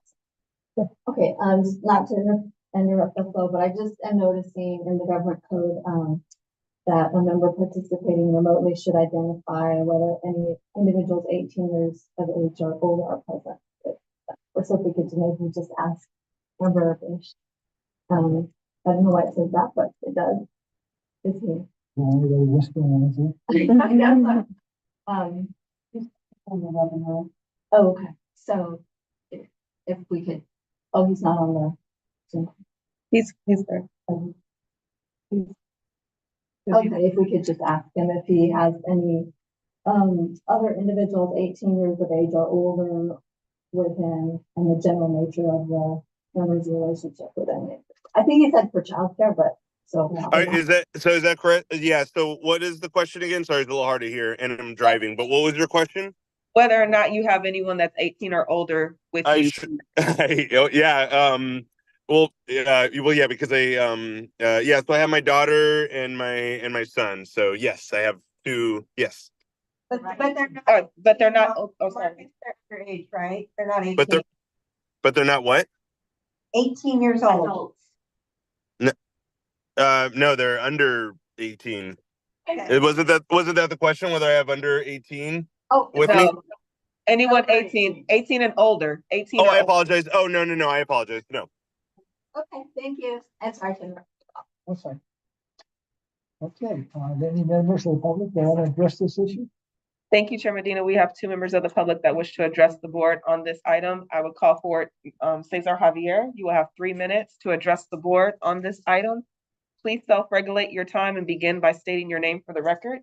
Cesar Javier. Thank you, Mr. Bush. God help you. Don't get in trouble. You were the president chair of the governing board, and you're absent today, physically here. Next time, please come in person. I like you. Air Pollution Control District is failing. Number one, air quality task is not to the fullest. Sir, we're talking about the. We are doing a review, sir. Incident control plan. Yes, sir. This is all about incident. Go ahead. Please. What about my time now? You consume my time. Time's on the screen. I am talking here from my heart. Under God. the agency is failing. And you do not know who is the lead agency on air quality. You asked that a while ago, sir. You approach me, sir, we will give you the air purifier when the fund or budget or the grant is Sir? received. It's part of the review, sir. The incident happened already. We came here last time and we are reviewing it. Now, it says here that only major issues that is vulnerable or has potential impact to health.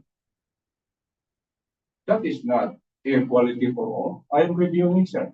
That's not air quality. That's not what's before the Excuse board. me, ma'am. Excuse me, we've already explained it to you. You're gonna have to have a seat. Go ahead and have a Thank you, seat. sir. I will continue. Go ahead and have a seat. Thank you. Your time is concluded. Yes, sir. Yes, sir. Thank you. This is what we get in democracy. I have been, Please, your time is over, please go back. I'm gonna have to stop the meeting. You don't do this. yes, thank you, sir, Mr. Chair. You do not know the lead agency. Thank you. Thank you. Our next speaker is Nicolette Zimmerman. You have 3 minutes to address the board, and you can begin by stating your name for the record. Nicolette Zimmerman. I'm a resident and should be part of the issue. Council, I don't know if this relates to this incident subject because the bonfires in Mission Beach create PM 2.5 levels every night that are as if we're near a wildfire. So there are 11 in front of our neighborhood. There are 10,000 residents who are getting exposed by the smoke. So the levels we have in the winter with just 2 fire pits is 160 to 180 every night. And this is not. So- responsible. I don't, yeah, sorry about that. How do I? You can, Okay, well, actually, no, the public comment period for non-agenda public comment has already ended. That's always at the beginning of the meeting. But what you can do, still submit in writing if you'd Okay. like, and we can distribute that to the board. okay, yeah, I just didn't know how to get. Yeah, go ahead, and it's APCD public comment. Okay, thank you. That concludes public testimony on this item. Any comments from members? Thank you for the information. I believe that was came around probably because I asked about it. But, or I don't know if it was the time coming up, but one thing that I didn't see in the plan was, I was curious because everybody had our, recent backfires. And there's a lot of discussion in the county with different things around the but they call them battery energy storage systems. And I noticed different, ways of regulating them, at the moment, my city has put a moratorium, or the first one in the county has done that, but the goal is not to ban them. So I'm just curious, in a situation such as the battery fire in Escondido, I did hear complaints from people that they tasted metal in their mouth. So if they taste metal, what, I guess, like, is there discussion at APCD on how to incorporate those types of incidents? Are we, we were involved, APCD was involved at some level there. If you could just share what was our role, like, in a situation of battery storage fires, and then how that's being incorporated. And if we go to the slide that talks about challenge, I don't know, I didn't get to finish reading that. But I would love to see that slide again. And just mainly my concern about this is because battery energy storage systems are newer. There's a lot of questions from the community, and the community pretty much, I'll speak for my community, who I've heard from, the majority of people just don't feel safe around them. And so, as decision makers, we have to balance the communities feeling safe in our cities, as well as like the technical experts saying this is safe and not. So, having to take all of that into consideration. And then additionally, there was some other incidents happening around the county at that time that people were automatically connecting to our city. So there's also the risk of misinformation. And so I think about wanting to get ahead of a future potential incident and how, like, what is specifically then how do we kind of improve communication and like information sharing and pointing the public to the correct agencies in a situation for battery energy storage. I hope that makes sense. Yeah. So in general, the incident response plan will be framed in a way that applies to any incident, right? Not necessarily being specific about all the different incidents, because there are so many different things that can occur, that we need to have a structure for being ready no matter what the incident is. In the case of the battery fire, we did, have very close communication with some of the fire departments, also with the county, Office of Emergency Services, who are the coordinating body when there is a major incident. And, we were sharing information based on what the hazardous incident response team from the county was documenting or was able to share based on what the fire was and what potential releases might have been caused by the fire.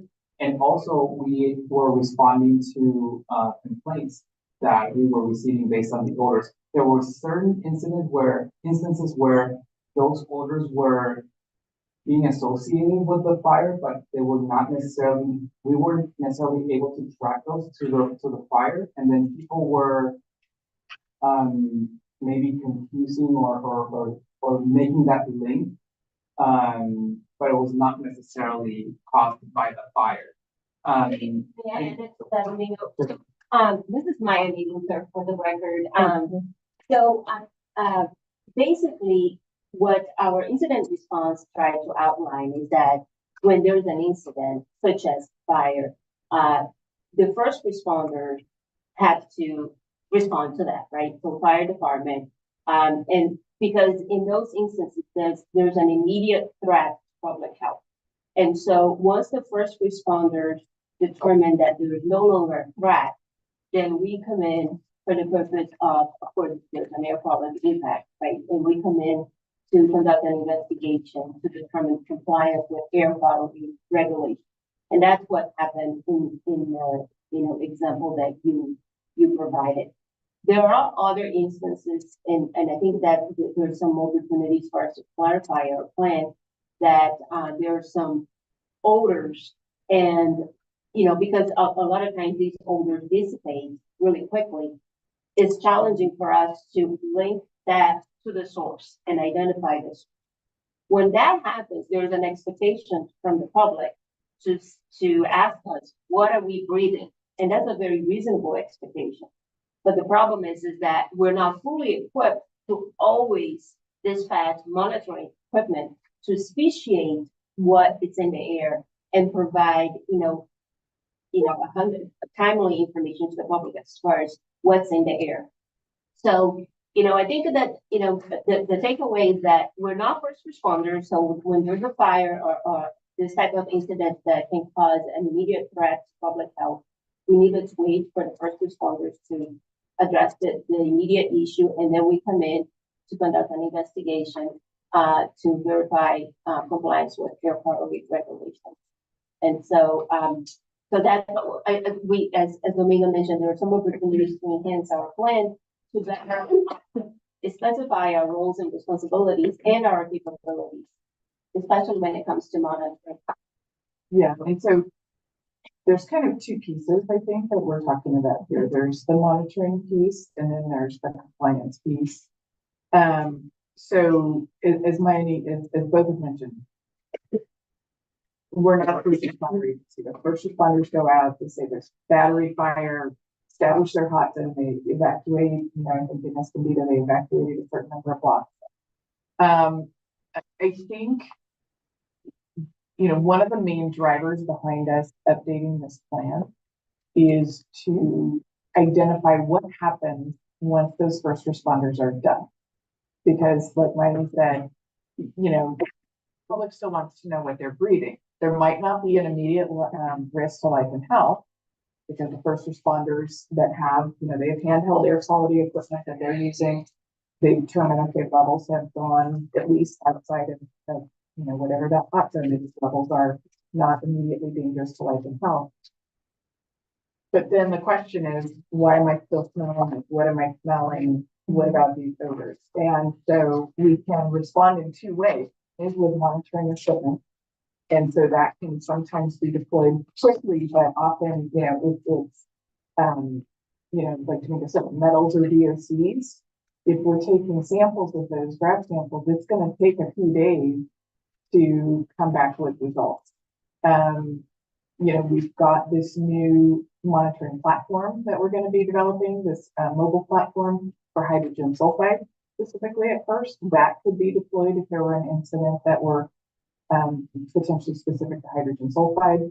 Over time, with resources, we may be able to add additional equipment to it. And so that's on the monitoring side. So it's a challenge because we have some capabilities to be able to respond in those situations, but perhaps not as quickly as the public would like. On the compliance side, we also have the inspectors that are out. Again, once the first responders have said it's okay to be in an area, they're out trying to document the source of odors, determine if there's a non-compliance issue that is within our jurisdiction that we can do something with that. And so these two teams work together to try to identify what the source of odors are, what the public's being exposed to, and provide whatever information we can. And so it's where I think the confusion has come from the public is conflating us with those first responder agencies and assuming that because we're the air quality agency, we must have the resources to be able to tell them what's in the air at any given. No, yeah, and I think that's a really important distinction. I'm glad that you clarified that. It's something that you can educate, the public about. And then you mentioned the van, right? That got the hydro, the new van. Right? That's what vehicle you're referring to, right? And then I know it eventually, and I don't want to make this like city by city, but then as an example. I know that eventually there will be a monitoring station in San Diego. If there was like one and then anything like this happened, that information would be very, like that would be helpful to be able to determine what is it that people like know. That's always our first step is whenever there's an incident, we look at it in the network and we see, okay, what station might be close to where the incident is. Are we picking up any elevated levels of any of the pollutants that we're measuring there? That's always our first stop. Okay. And we did that, in fact, with the odors that were occurring up in North County. So David's team looked at in the coast, right? On the coast, yeah. Were we seeing anything unusual in the monitors in that area at the time? Yeah. So that's part of it. As we're trying to provide information, that's definitely part of the public. Okay. And is there anything just kind of additional that you think our agency needs in order to kind of like be proactive, that you could foresee that there being a need that maybe we don't have to monitor the time, like that we could start thinking, hey, in the future, when funding becomes available, when we have budget sessions, this is something that helps the incident response plan, or we've identified a need or a gap. So there's definitely different types of equipment that we kind of plugged in and thought about as part of like the Tijuana River Valley, for example. And so I'll give you an example. South Coast, our sister district to the north, they have 5 mobile monitoring vans that, they have some that are specific to particulates and others specific to VOCs. We're not going to become South Coast. We're not going, they have a budget that's 10 times ours. So, but, to be able to, develop this mobile monitoring platform with a hydrogen sulfide, potentially add other equipment to it over time, have additional capabilities for some of the grab samples and other types of equipment. I mean, those are the kinds of things that we are going to be looking at as we do this update to say, okay, what is a reasonable amount within our budget? Because one of the things we know is that as we have more of these extreme heat events, you know, we're going to get more odor, you know, unexplained odors, that the public's gonna want information about. And so to the extent we can, to a reasonable level within our existing resources, or within available resources, we would want to be able to provide those answers. Yes. And in fact, you're thinking about, you know, this is gonna become more of a regular thing. What kind of equipment may we need that we don't already have to be able to identify? Right, and so regional board also tied to that is, you know, funding for it, right? Because we don't have, a dedicated, you know, revenue source for these types of incidents or even equipment. Our monitoring equipment is grant funded and it's for very specific programs. So one of the points that you see on the slide here is exploring revenue sources to support the, you know, recovering our costs for responding to these incidents. See if there are any mechanisms that we can explore to, you know, to recover our costs and also to make sure that we have funding available to grow our capabilities as we need. Great, thank you. Any questions? No, I've been waiting for this item. Member, Member Bush, you have any questions? No, no questions for me. I'm just driving, but no questions. Okay. Yeah, I have a couple. You already alluded to one, the mobile unit. When we look at the data centers, those fires tend to last more than one day. Because they need to burn themselves out. So they become sort of an incident, as opposed to just a house that burns or a building burns for 5 hours after that.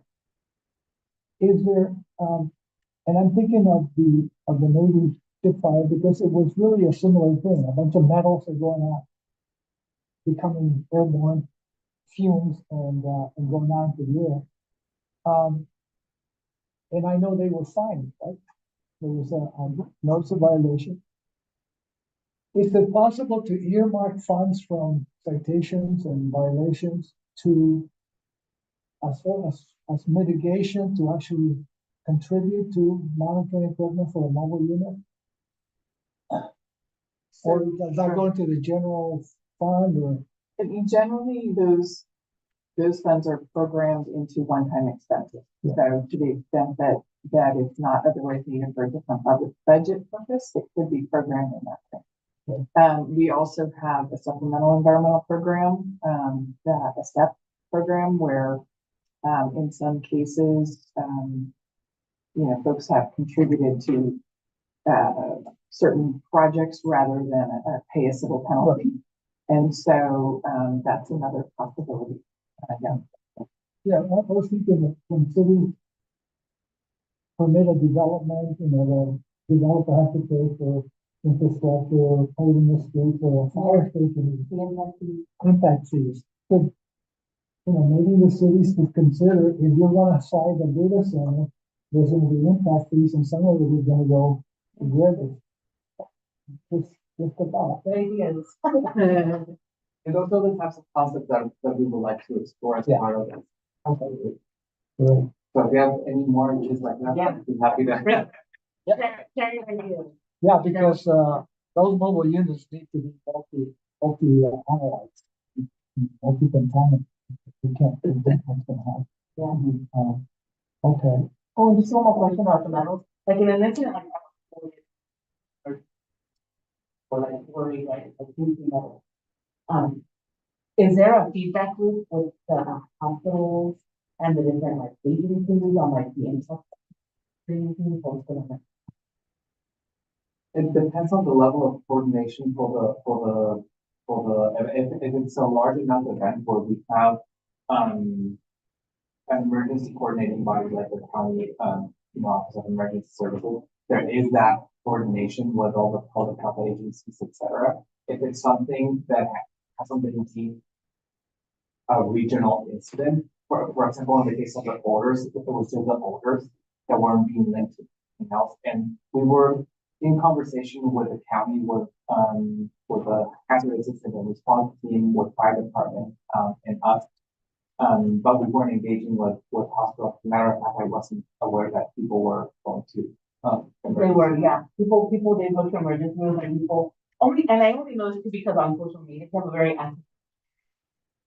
People were saying what their symptoms were. They were saying, you know, pretty close to the school. Some businesses close because they thought their employees weren't safe. So there was kids not going to school, people going to emergency rooms, as well as businesses closing because they didn't feel safe for their employees. And so those are things that maybe, like, who's capturing this, right? I'm reading it in a social media post, but then I'm wondering, is anyone documenting it? So I was curious if there was a mechanism. Typically the county, health and human services agency that public health gets that type of information from the hospitals that they're seeing. They see, my understanding is that they see updates in a particular area that is, you know, reporting so many XYZ. Okay. They get that An unusual amount. Right, like an unusual. Okay. Okay. Thank you, that's helpful. It's just hard to navigate so.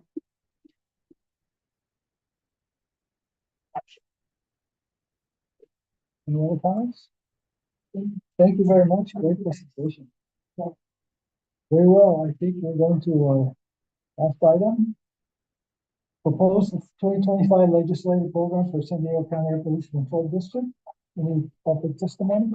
Thank you, Chair Medina. I would ask any members of the public that wish to provide testimony on this item to please submit your slip at this time. I also would ask the same of those that are joining us virtually. Please submit your slip at this time using the instructions that are provided on your Zoom screen. Once the staff presentation begins, speaker forms will no longer be accepted. All public testimony will be heard at the conclusion of the staff presentation. And staff can begin when they're ready. Great, thank you, Chairman and committee members. This is an item to consider the draft 2025 legislative that was included in your packets. In this presentation, I'll give you an overview of the program, including our priorities for 2025 and those additions to the guidelines, as well as provide a quick update regarding some of the 2024. Next slide, please. So just to recap, the governing board adopted the 2024 legislative program at its meeting in December of 2023. The program established federal and state priorities that aligned with the district's mission. And in addition, the program included guidelines which allow staff to act on critical matters that may require immediate decision-making and could affect the district. And so the guidelines cover the areas of air quality, public health, environmental justice, climate change, and funding. And each year we continue to grow our legislative program. We're currently in the third year of our program. This year, we can see here that we provided 16 letters of legislative and funding support. There were 13 air quality related bills that were signed, and then we also really improved upon some their strategic connections and including briefings with legislative members. And so this year we also participated in the Chamber of Commerce trip to Washington, D.C. And that included briefings on the Tijuana River Valley. And we also held a local briefing related to the Tijuana River Valley for legislative staffers. Next slide, please. And so for the 2024 legislative priorities that were identified this year, I just wanted to hit a couple highlights of bills that were signed. This first one, SB 1158, expanded the liquidation time for the Carl Moyer incentive funding from 4 to 6 years. And the reason for that is because as projects grow more complex and sometimes we need additional time to get those monies out the door. The bill initially proposed administrative fee increases for the air districts to previously it was set at 6.25%. So the bill proposed to increase that to 12.5%. That was taken out of the bill, but CARB did change that at administrative level in the CARB guidelines.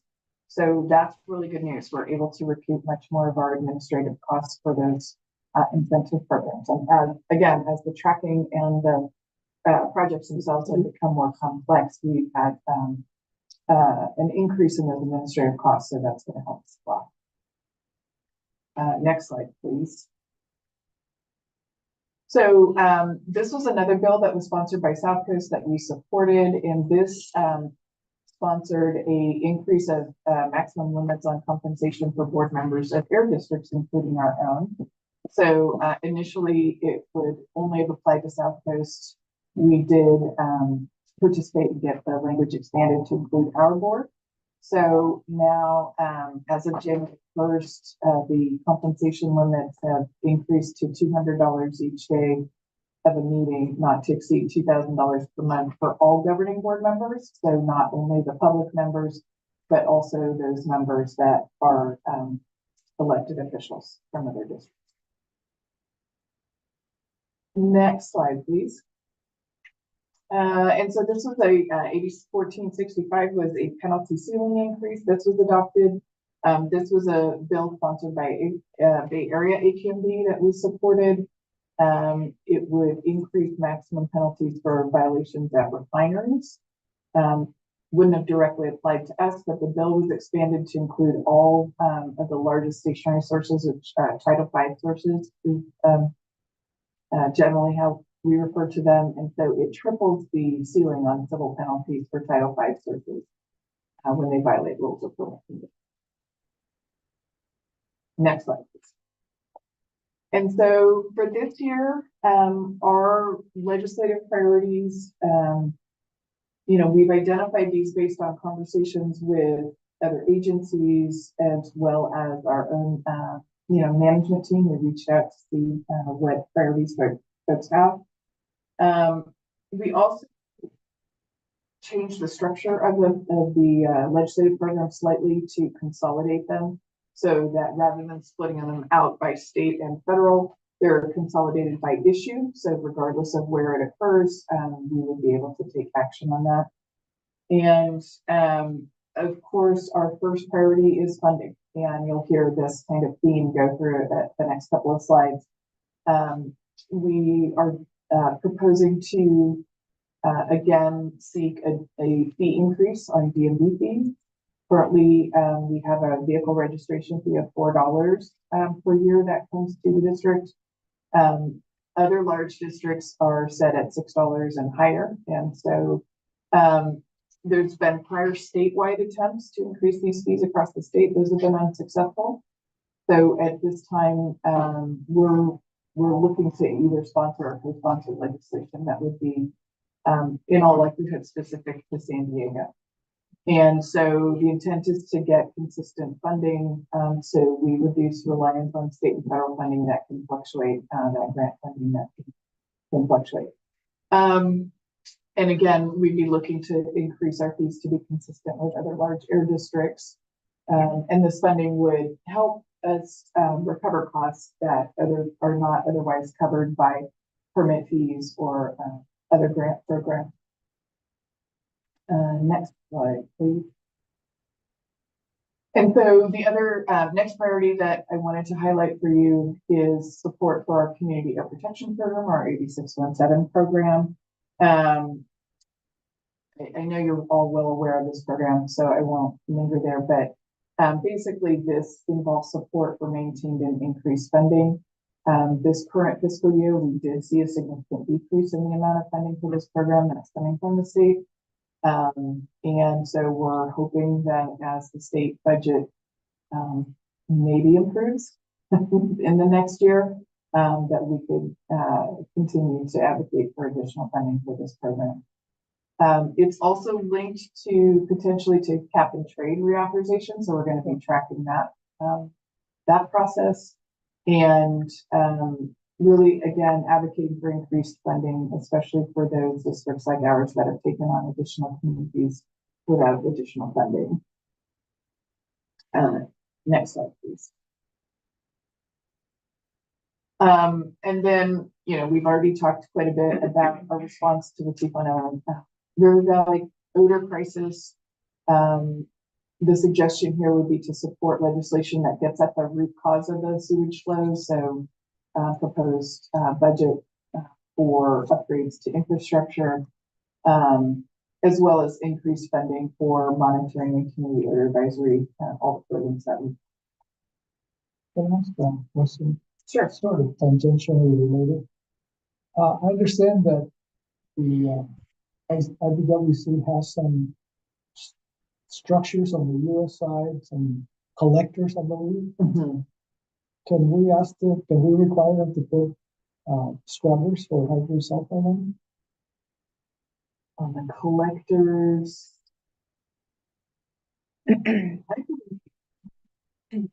Oh, okay. I was gonna ask my. Already have up there. They are. We do require permits in some, for some of the equipment out there. I'd have to see exactly whether we could add scrubbers there at the collectors. That's something to think about. Yeah. Yeah. Okay.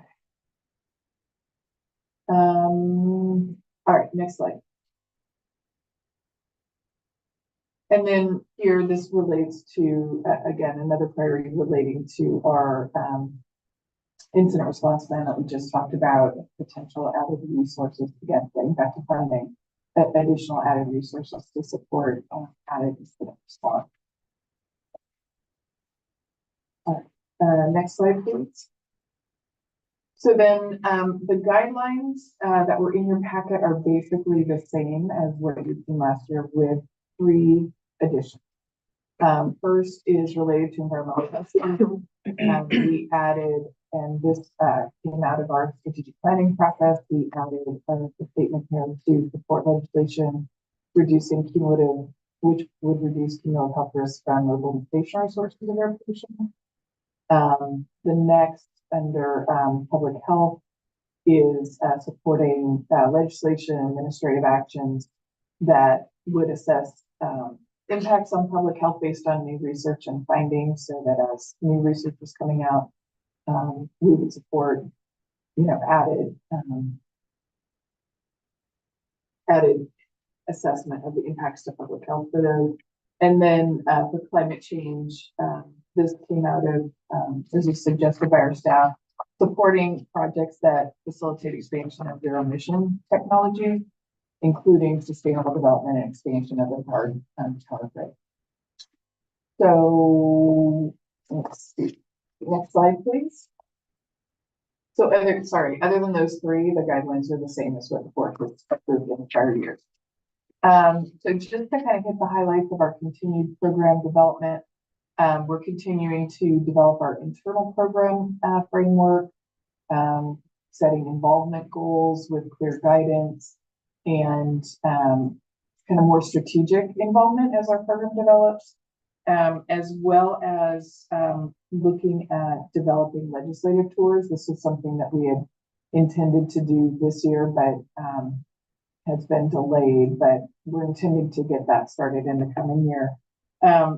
Those tours would provide an overview of the district for legislative offices, and as well as our agency structure and our impact in San Diego County, to give an overview to local legislators of who we are and what we do.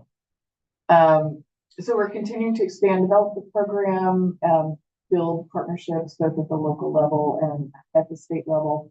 We're actively participating on the CapCala legislative committee from the state, and then continuing to identify new legislative and funding opportunities. Next, please. So the requested action here is to consider the proposed program and recommend approval by the. Thank you very much. Have you any public comments on this item? Thank you, Chair Medina. We have 1 public comment. Cesar Javier, you will have 3 minutes to address the board. Please begin by stating your name for the record and use the timer on the screen. And please make sure that you're addressing the requested action before the board. I represent my community. We have observed how this agency works over the years since 2022.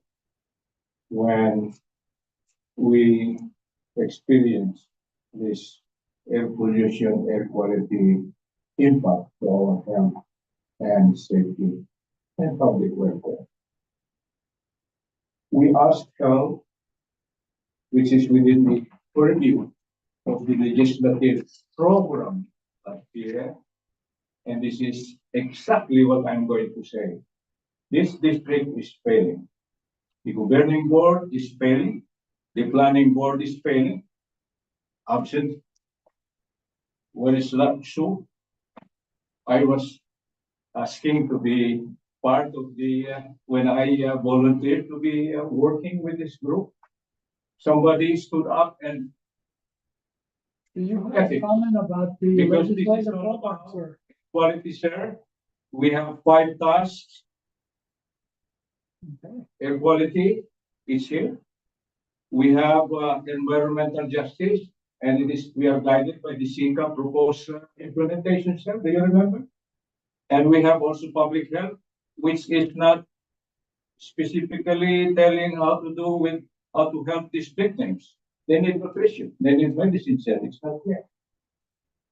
The doctor I know would agree with me because it's not only the air purifier, but to sustain the victim's body, physical body, to be alive. And lastly, you see, always funding, when the duty of the air pollution control officer is on permit. When we take money from construction, location, and operation, where is the money, ma'am? That should be legislated, sir. That's why this proposal should be scrutinized. Look back, and I'm looking back, sir. Anything else? Oh, I am still time. How many more seconds? That's right. So it's failing. And I hope that failure would be incorporated as a look back or backlash mode for our 2025 performance. It doesn't say also the organization should be restructured because I think they are not capable. When I asked them, please respond to our toxicity, November, almost every month over the years. And this should be legislated also or part of the plan for the legislation. Sir, help us. This is our agency. It's not yours. It is ours. Sir, thank you. It is ours. That concludes public testimony on this item. Any members for the committee? I'm like, can we go back to the slide of the additions that we wanted to do, the policy changes? Oh, it's the next one. No, other way, sorry. It's, Towards the end. yeah, 11. There. No, Yeah, it was 10. sorry. There we go. Yeah, I just wanted to, thank you guys for, because I was pretty happy with the 2024 legislative policy guidelines. So I was happy to see the inclusion of these three bullet points. It shows that staff is continually looking to improve. We have gone through a lot of changes just in the few years that I have been a member of the board. And so I just wanted to say thank you for adding this as a consideration.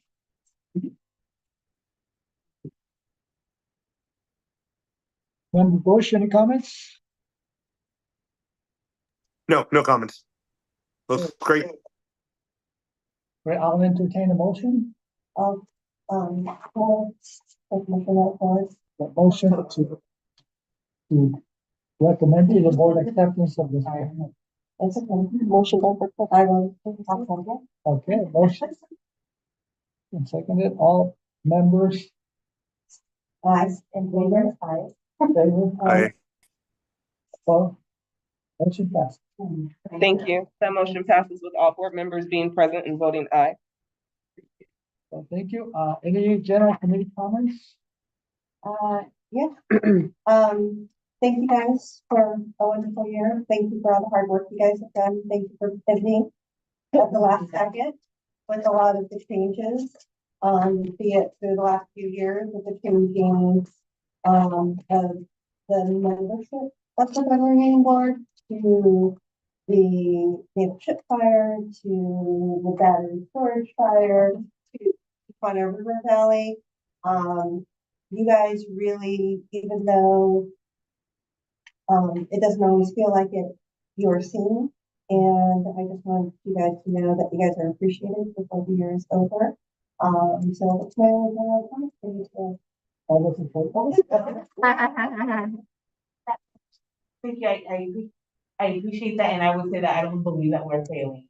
That was on my thing. The reason that we were created is because, you know, for years, there's been a lot of years, people have been waiting for more action, and so I thought it was time for appreciate one. Hit the ground, run. Or you say yes, so I don't really appreciate it. Just a couple, just something, I don't need the answers now, but just something that are on my mind. One, I know, there's some change, you know, I think terms, I noticed that the next meeting is in February. And I believe our terms end in January.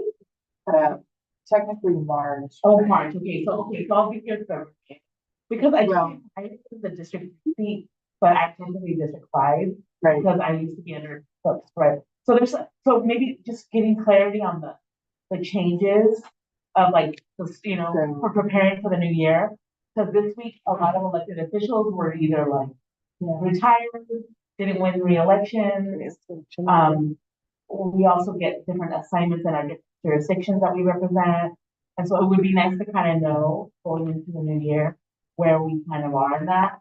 Because from what I understand, like, you know, there's two people here, two members of the APCD board that live in the side, which are myself and Mayor Sanchez, so, you know, one of us will be gone in after March. So just kind of planning for that and kind of like what's going to be the process, so that would be helpful. So, yeah, and we could send out a clarified email to the board as well, but just to quickly answer your question, the 5 members, that are city council members, are appointed by the city selection committee, and that body is going to meet on January 13th. Okay. So they will make those appointments then. So it will be prior to the time that the terms actually expire. Okay. But it will be for the subsequent 4 years. Okay. And then when they do that in January, does that impact the February meeting? Yeah, it does. Okay, got it. Yes. Okay. That's good to know. So yeah. You just never know. So and then the foot members expire in April. And so the intent would be for the board to do those appointments and move them in April.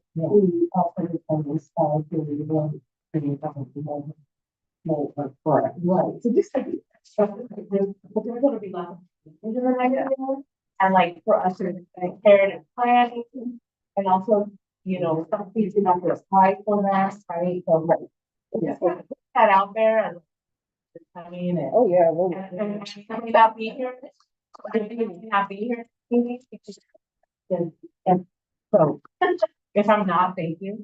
Number 2, if I'm not, thank you, then it's like, okay, continue, but I'll still be alone.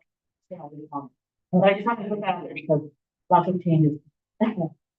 Right. Well, it's been a privilege, really. Yeah, really. To serve on this board. And additional other comments, I will. Marcus, do you have any comments? Nope. No other comments. Merry Christmas, everyone. Merry Christmas. Meeting is adjourned. Thank you. Thank you.